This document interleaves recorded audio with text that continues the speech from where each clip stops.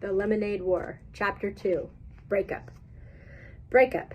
Dissolution of a unit, an organization, or a group of organizations. The Justice Department sometimes forces the breakup of large corporations into several smaller companies. Jessie didn't get it. She just didn't get it. What was Evan's problem? He had been acting like a weirdo for 2 days now, and it was 2 days ago that the letter had arrived. But why would he be so upset about that letter? This is a puzzle, Jessie told herself, and I am good at puzzles. But it was a puzzle about feelings, and Jessie knew that feelings were her weakest subject. Jessie sat in the cool darkness of the basement and thought back to Monday, the day the letter had come. Everything had been normal. She and Evan were putting together a lemonade stand in the driveway when the mailman walked up and handed Jessie a bundle of letters. Evan never bothered to look at the mail, but Jessie always was entering contests and expecting to win, so she flipped through the letters right away. Boring, boring, boring, said Jessie as each letter flashed by. Hey, something's from school, addressed to Mom. She held it up in a plain white envelope. What do you think it is? I don't know, said Evan. He was in the garage uncovering the small wooden table they usually used for a stand. It was buried under 2 snow tubes, 2 boogie boards, and the garden hose. Jessie watched while Evan gave a mighty pull and lifted the table up over his head. Wow, he's gotten so big, thought Jessie, remembering what Mom had said about Evan's growth spurt. Sometimes Jessie felt like Evan was growing twice as fast as she was. Growing up, growing away. It looks important, said Jessie. It looks like bad news, is what she thought in her head. Was there a problem, a complaint, a mix-up? All the nervousness she'd been feeling about skipping to 4th grade suddenly burbled up inside her. This table's really dirty, said Evan. Do you think we can just cover it up with a lot of cups and a pitcher and no one will notice? Jessie looked. The table was streaked with black. No, Evan groaned. I'll clean it, said Jessie. Evan had only agreed to have a lemonade stand because it was one of her favorite things to do. The least she could do for him was clean up all the junk off the table. Maybe, she said, holding up the envelope again, they're postponing school. Maybe the first day isn't going to be next Tuesday. You think? That got Evan's attention. Let's ask Mom to open it, he said.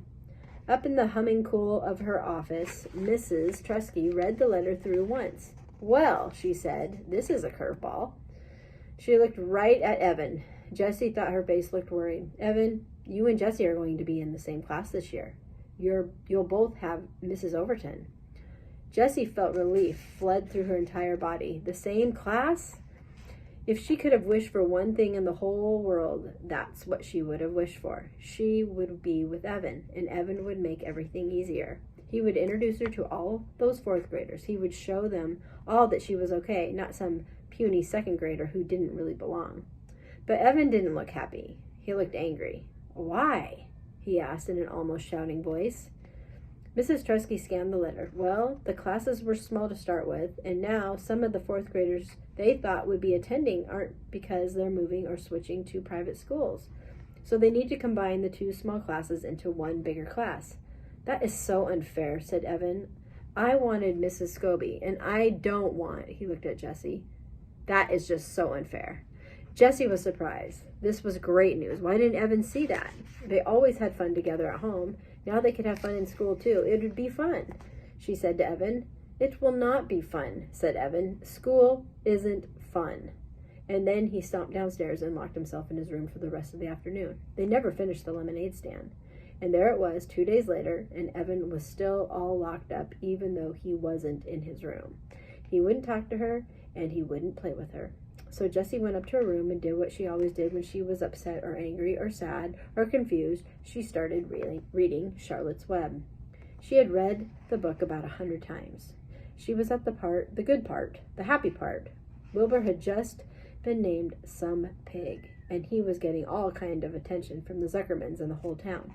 But Jessie couldn't settle into that happy feeling, the one that usually came when Charlotte said, I dare say my trick will work and Wilbur's life can be saved. Instead, she kept noticing an unhappy feeling tapping on her shoulder, and it wasn't the unhappy feeling that came from knowing that Charlotte was going to die on page 171. It was Evan. She couldn't stop thinking about what he had said. Jessie could only remember one other time that Evan had said, I hate you, to her. Grandma had been over and Evan needed help with his math homework. He had that frustrated, screwed up mouth look when he sometimes got with math or spelling or writing reports. Mom called it his he's gonna blow look. But Grandma couldn't help him because it was all Greek to her. So Jessie had shown him how to do each problem. Well, she just sort of jumped in and done the problems for him. That was helping, wasn't it? Grandma had called her a girl genius, but Evan had ripped his paper in half and ran upstairs shouting, "I hate you," just before slamming his door. That was last year. Jessie rested the book on her stomach and stared at the ceiling. People were confusing. She'd rather do 100 math problems than try to figure out someone else's mixed up feelings any day of the week. That's why she and Evan got along so well. He'd just tell her straight out, "I'm mad at you because you ate the last Rice Krispie treat." And then she'd say, "Sorry, hey, I've got some Starbursts in my room. You want them?" And that would be that.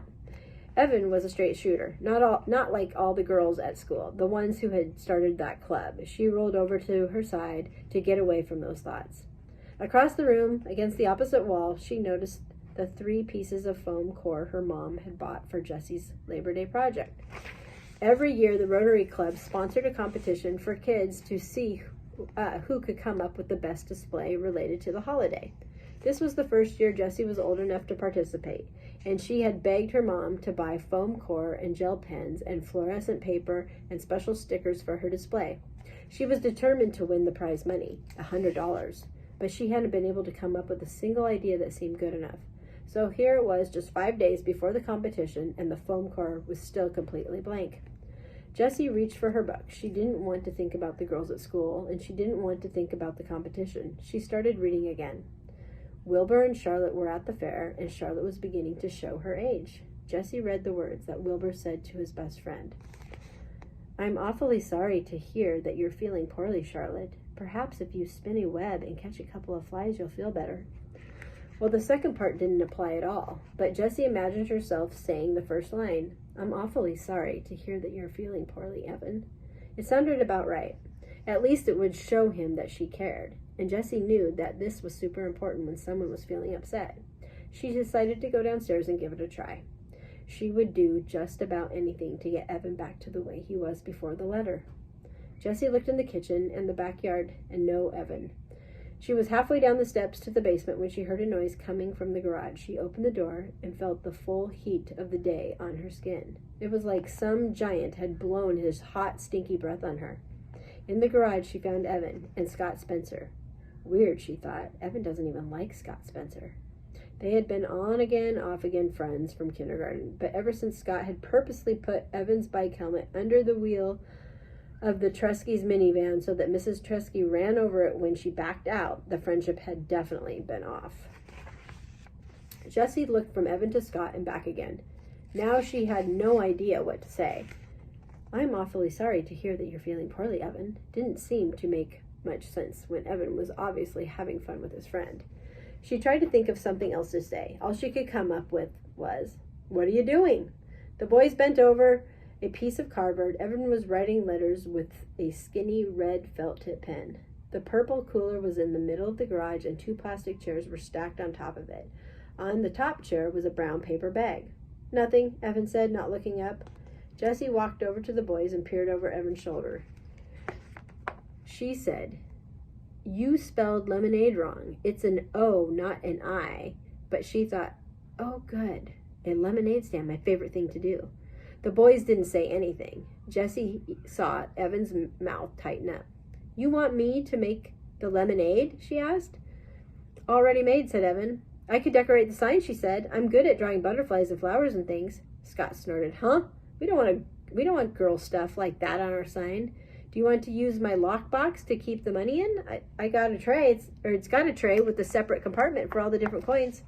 "Nope," said Evan, still working on the sign. "Well," she said, looking around, "I can clean the table for you." The small wooden table, still covered in black streaks, was pushed up against the bikes. "We're not using it," said Evan. "But we always use the table for a stand," said Jessie. Evan pushed his face in her direction. "We don't want it." Jessie took a couple steps back. Her insides felt runny, like a fried egg that hadn't cooked enough. She knew she should just go back into the house, but for some reason her legs wouldn't move. She stood there, her bare feet rooted to the cool cement. Scott whispered something to Evan, and the two boys laughed, low and mean. Jessie swayed toward the door, but her feet stayed planted. She couldn't stand it that Evan wanted to be with Scott, who was a real jerk more than her. Hey, she said, I bet you need change. I've got a ton. You can have all my change. You know, as long as you pay it back at the end of the day. Don't need it, said Evan. Yeah, you do, insisted Jessie. You always need change, especially in the beginning. You'll lose sales if you can't make change. Evan capped the pen with a loud snap and stuck it in his pocket. Scott's bankrolling us. His mom keeps a change jar, so we've got plenty. The boy stood up. Evan held the sign for Scott to read, turning his back on Jessie. Awesome, said Scott. Jessie knew that sign was not awesome. The letters were too small and thin to read from a distance. Evan should have used the fat marker instead of a skinny felt-tip pen. Everybody knew that.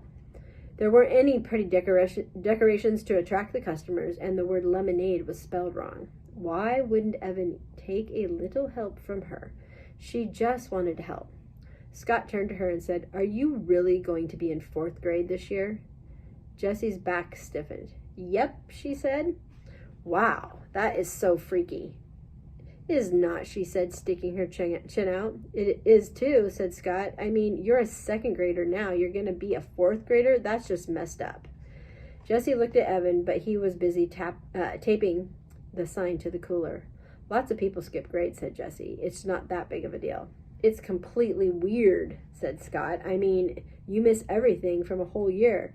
You missed the whole unit on Antarctica, and that was the best.